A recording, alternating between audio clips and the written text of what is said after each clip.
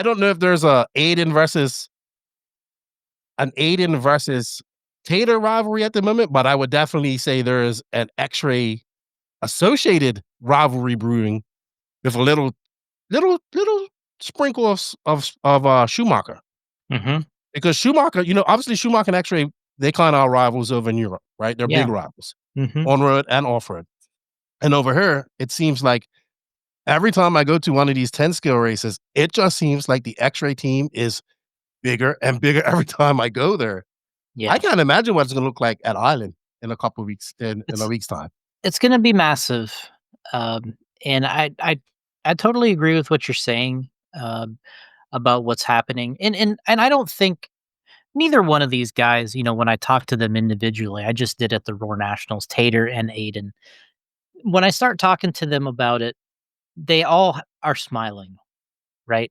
Like Tater's smiling about it. He's like, "What are you gonna ask me? Like, what do you want me to do?" Like, and Aiden's the exact same way. He's smiling. He's like, "What did you think?" Like, and he said that I think that the two guys are still kind of friends, to be honest. Like, I think if one had called the other and said, "Hey, do you want to go whatever golf or whatever?" I think they would both go. But these are the things you're gonna see. I mean, this stuff has happened with Ryan and Spencer. It's happened with Ryan and everybody along along the lines at some point. Um, but um, it's a way to you tell people what you feel at that exact moment off the driver's stand, like you said, and then it's just kind of over with. And I think that there isn't necessarily like to me, like driver stand and just off a driver stand comments maybe shouldn't be taken personally, but more of just a getting something because like you said, these things are very emotional. And I think if somebody calls you something on the driver stand or just off the stairs of the driver stand, a name or something is a lot different than if they walk up to you on the street and call you something. Because in your mind, you're thinking, well, they're upset about what happened. So I get it. Like as a racer, racers seem to kind of get some of these things. So as long as the line is not crossed, as long as we're not getting physical, as long as it's not too taxing on one specific person, one person's not getting attacked or verbally attacked every single race or whatever the case may be, as long as there's still a little bit of good nature fun there, I guess. um it's not too bad. Sure, I can understand some people not agreeing with it or wanting to be a part of it, but it is a competition. You are going to get people that are emotional. I thought Aiden's response was, like you said, it was funny, it was entertaining, and he didn't really say anything that was necessarily untrue that was happening that weekend. And I think he mentioned that are and were friends, and I do see them being friends still in the long term, but I don't think that's gonna stop one or the other from yelling at each other on the track still. I think that's gonna happen because the way the racing is, as we explained, the speed, the one line nature. I mean, we're going into a section on that track there at RC1. You're threading the needle from the back, coming through and into that huge off camber. I mean, you're in a distance there that is maybe at the most 1.5, 2 car widths. So stuff is gonna happen. It's just the way it is. Something happened with Dakotah and Aiden there once coming out of that section.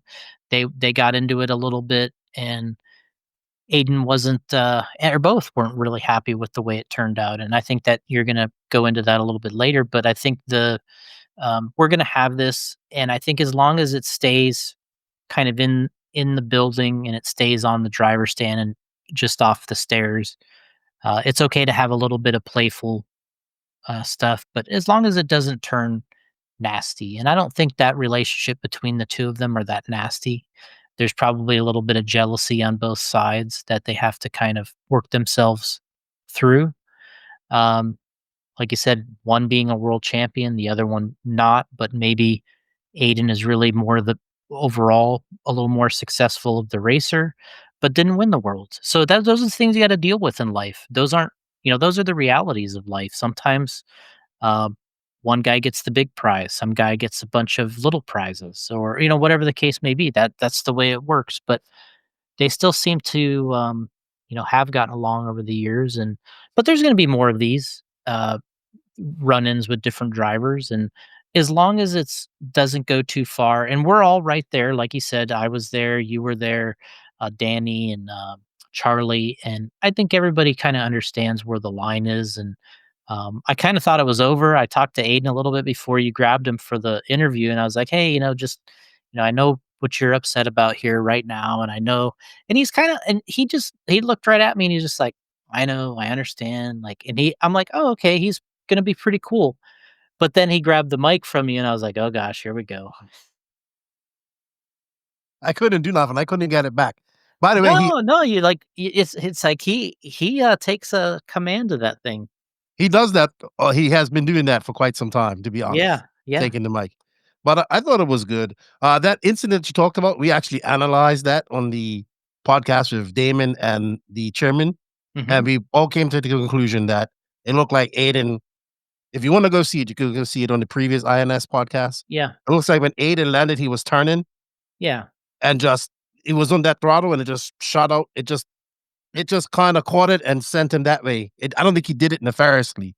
No. I didn't think so either. I thought watching in the replay and live is the car was on the right side. When the right rear tire touched, it went left.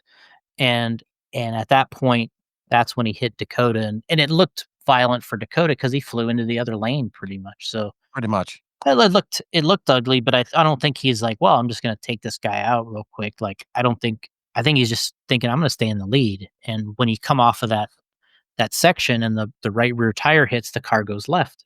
So anyway, that's what I thought. Yeah, yeah. We kind of went through this a lot of the INS stuff with those guys. So if you guys want to learn more about that, we can. I kind of want to move on because it was I really am impressed with X-Ray right now. I really am. Like the size of their team. Like, okay, what impressed me at INS, I'm gonna take this, and it looks like they might have done the same thing at the Dirt Nats, was I think they worked out as a team to ensure that X-Ray got the best possible result at INS, which was I think Fenn needed to have a win coming right off that break. He had been a while, he had paternal lead. Hmm. He needed a win, needed a good result. Yeah, He had to work for it. yeah. And then Schimmel, uh, sorry, Lemieux, he won the other side of things. Schimmel was fast. I think Schimmel realized once he started making those mistakes, he had no real chance of taking a overall win. So he kind of resigned his position to if I need to help, I'm gonna help because that's what I saw. I saw him Yeah, block. I saw him checking up. yeah. But this is what happens when you have a team like this and you have these amount of guys. I Hmm. felt that Associated, my honest opinion, didn't send their full team. There no Rivkin, which is Yeah. understandable. I think he did Silver State the weekend before that, and that's their top guy. I even joked that they need to now bring Carap over to come race with these guys on carpet. Yeah, But you want things to get heated.